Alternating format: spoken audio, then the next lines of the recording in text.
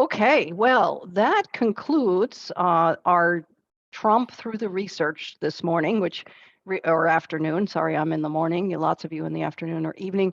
It is. We're really, really grateful to the community of researchers that have been with us all this time, and the new ones that have come along. And without them, obviously, we couldn't do the work we wanted to do.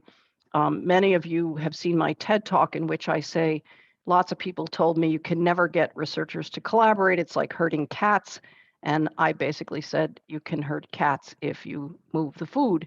And I believe we have moved the food in PXE by aggregating the data and the biological samples. You can see lots and lots of, most of the researchers here, not all, but most have worked with us on getting to where we are now. That continues to be very important. So I'll make my pitch once again for the fact that as we begin to have these trials popping up, they need good biomarkers, and none of them have good biomarkers right now. They need good ways to tell whether or not this is actually working. In some of these, again, pediatric and lethal diseases, it's easier to tell because the disease progresses quickly. But as you saw with Hubert's slide, from work other groups have done, the change in PXE is minuscule over time. It's irregular. It's different in two family members. It really is very difficult to find a way to measure what's happening. I remember the first time that I met Hubert and he said, "How long do you think a clinical trial has to be?" I jokingly said, 20 years.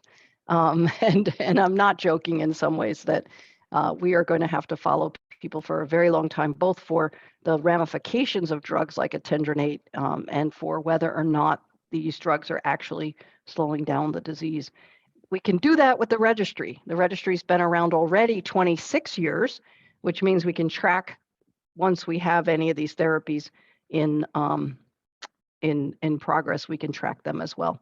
And there are a whole host of clinical trials. Some of them are popping up in the chat right now. That's not all of them. We will definitely continue to educate you all via our newsletter, Facebook, our chat, and so on, PXE chat, so that you can be apprised as they come along. Some of them are going to require that you've never been in another one, so you have to take that in stock when you're deciding what to do. Some of them will require that you not be taking certain vitamins and other things, so you'll also have to consider that as well. The most important thing, though, these are exciting and some ways sexy to get into an actual trial with a drug, but the biggest thing is your clinical information. It's a clinical study for you to enter our registry and add your lived experience with the disease, add your electronic health record, add any genomic information you might have from a lab or from one of the DTC, direct-to-consumer companies. Those are clinical studies. And while that might not feel as sexy as getting into one of these trials, they are more important at this point because, again, without these measures, we're not going to be able to get as far as we need to get. So I encourage everybody to sign up and to answer the questionnaires. I asked Ian last night, he wasn't able to join us because his internet went down yesterday, and he will do a webinar for us. But of the 1,000 people that have registered, 168 have answered questionnaires. So that's not sufficient. We need the other 800 to be answering them as well. And then we also need the other 4,000 that we know about to register and get going on the surveys. So as we said yesterday, we'll be putting together a calling tree.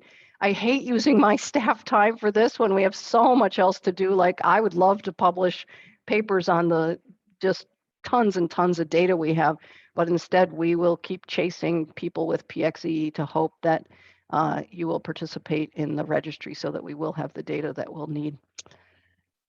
Okay, I'm going to open it up to general questions. Anything else that's left? I will not be able to answer treatment questions right now. You should send me an email, and also not be able to answer research questions right now. You should send me an email. We'll make sure those questions get answered, but just general ones. Anything else that you need to know about PXE International? Anything you need to know about what we're planning, where we're going, that sort of thing. Before I open breakout rooms where you can have chats with people with PXE as much as you wish. For the rest of the day, we'll leave the breakout rooms open. So anything else? Okay, Reed, thanks. How often do we hold this type of conference or other webinars? So the conferences were every 2 years in person. And then regionally, there were many conferences all over the world. We've been everywhere. We've been throughout Asia. We have a couple PXE international chapters in Asia, South America, Europe, South Africa was our first place we went, and so on. But now we have put together this conference virtually last year in response to the pandemic and have decided to do this annually. So we will do a conference of this size annually. We have webinars. I don't know if Tamara or Mary might be able to tell me how regular those are. I think they probably average out to be once a month throughout the year, roughly. Sometimes they're in batches, 4 a month and then nothing for a couple months, that sort of thing. We basically do them when we think there's something that we should be updating you on, and so those are sent out. Alan, you have your hand up. Yeah, thanks, Sharon. Thanks for a great conference and everything. And I thought I heard you say, and if you've already covered this, I apologize. I've been in and out different parts of the thing, that you were closing the PXE in DC. So are y'all going to have a physical presence anywhere, or be virtual, or what? We've been virtual since March of 2019. Right. And we save ourselves about $10,000 a year by being virtual. That's just the rent. We save a lot more money in travel, et cetera. Right. So we will continue to be virtual. We also have staff all over the country and volunteers all over the world. And so that makes it much easier. So, I appreciate the economics. So are you actually living in San Diego now, or are you just visiting out there?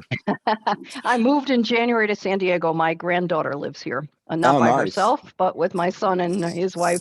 Yeah, so I too feel like I can be bi-coastal quite easy. Well, it can't be a better climate than where you are. So great. We'll enjoy That's right. it. So thanks again. Yeah, you're welcome. And then another question, do we expect to do another in-person conference anytime soon? Yes, so as I mentioned yesterday, and it might have been too early in the meeting to catch, or I guess maybe Friday, we do plan to do things in person, but not until it's safe. There's still really low vaccination rates in a lot of states in the US. We'll go to some places that have high vaccination rates as soon as it feels safe. I just myself got my booster since I turned 65 this month. And so starting to feel like it might be okay. We want to be safe around public health. We probably will not do the big conference that we've done in person in the past. When we did that in Bethesda in the hotel, it cost us $100,000 a year to do every 2 years to do that. And now that just seems like a tragic waste of money, particularly since we are really cash strapped, and I haven't pitched donations at all this meeting because of trying to actually increase our staff. And you can see that there's a lot for us to be doing. We have a lot of data we need written up. We have a lot of clinical trials that we are actually doing a good portion of the work for. The work that Hubert talked about, the early work in whether or not PPI would be ingested and increased in the blood of people with PXE was done by PXE International in concert with Lili's group, Yoni. The biomarker study, a good portion of it's being run by PXE International. So all that costs a lot of money.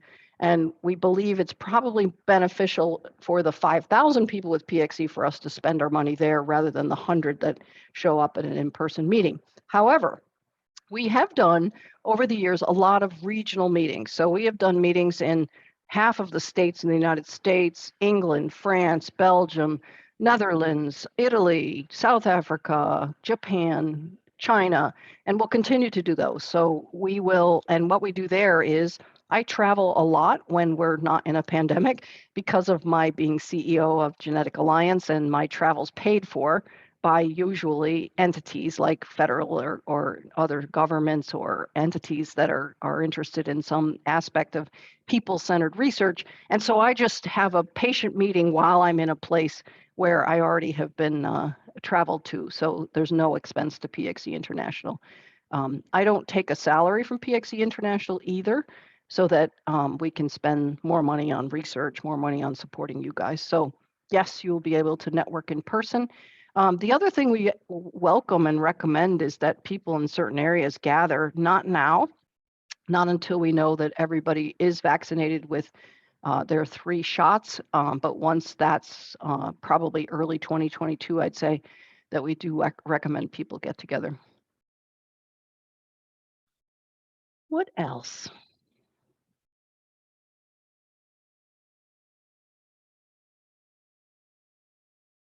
Okay. All right. So what would be really helpful as I end this meeting, I am going to also, by the way, just put in a pitch for donations. I've put on Facebook and sent out in the PXE chat group that if anyone wants to celebrate my 65th birthday with me, which is November 16th, I would appreciate a donation of $65, $5, whatever you would like to contribute. I set a goal for myself of $6,500 for this milestone birthday. And so I welcome your donations. And if you don't know how to donate, just email mary@pxe.org or actually go to pxe.org. On every page at the bottom of the page, it says donate in a big button. Sharon, I can't type in the chat fast enough because the eyes are really going bad. But yesterday you said something about the reason why the drug companies don't want to have PXE approved as a for PXE, the anti-veg is approved for PXE, and you gave a good explanation, and I have managed to forget. Can you repeat that for me? Sure, sure. So this was a question about the anti-angiogenesis drugs that are being used in PXEers that come from the macular degeneration community and were approved for macular degeneration. And the question was, so why aren't they approved for PXE? This happens to orphan diseases, rare diseases all the time. And that is, the trials are much, much easier in large populations and real easy to be able to aggregate. And so obviously the drug companies use the large population to do the studies instead. In the case of these anti-angiogenesis drugs, I did meet with Genentech and several of the other companies that produce these drugs, and they have decided not to have them approved for PXE. One is these studies cost a lot of money, hundreds of thousands of dollars in money, and it's not worth it to them for the small populations. Another one is sometimes a study like that would actually show it is not effective in PXE the way that the FDA would like to see it, or the EMA or EMA. And so they don't want to risk that. They don't want to risk that then the drug is not available to people with PXE because the effect wasn't the same. And then the third reason is because actually what has happened to the retina is macular degeneration. It's the exact same thing that happens in macular degeneration.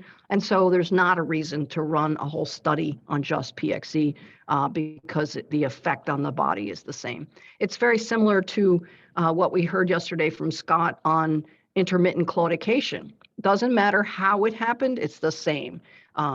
Peripheral artery disease looks the same. And so we're very fortunate in a way that PXE mimics other conditions and borrows. The body has just so many phenotypes to offer up, meaning symptoms. And so those mimic other conditions. And so whenever those conditions are met in the sense that there's a common condition, then we're going to borrow the treatment and not have to have it approved by FDA. The difference in what you heard today is all of the companies, the researchers that you heard from are working more downstream. So in other words, they're really interested in stopping or slowing the progression of PXE before it gets to being macular degeneration or intermittent claudication. And so those will actually go through the regulatory process, which is why they're in some sense onerous, in some sense a lot of heavy lifting to get them done. Again, I'm sorry that I can't put this in the chat because I can't do it fast enough. Can you or somebody call me relative to who's local in my area that does cardiac catheterizations? I've got a email to Dr. Berkovitz, but if you could give me that. I know it won't be until next week or so because of what's going on. And congratulations on moving to San Diego and being with your son. Yes, thanks so much. Yeah, so definitely Mary's taken a note, I could tell, and that we'll be doing that. Okay. Anything else? Is there All is right. there a general breakout room that a lot of people from across the country can be in? I know that you put us into Northeast, and I had a really great time with actually New England.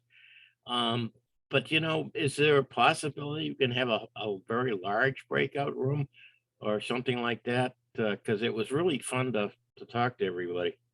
Yep. So what I'm going to actually say now is first, thank you to all who have come.